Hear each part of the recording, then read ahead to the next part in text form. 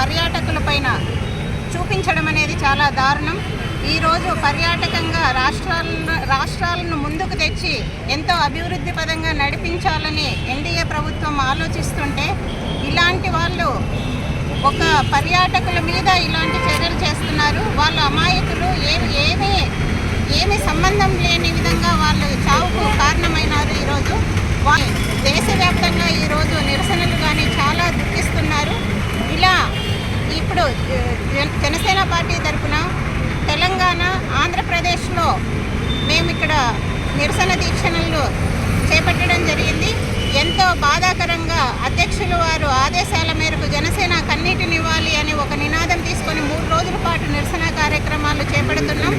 దీనికి సంఘీభావంగా ప్రతి ఒక్కరూ ఉండాలని మేము కోరుతున్నాం. జై జనసేన, జై హింద్.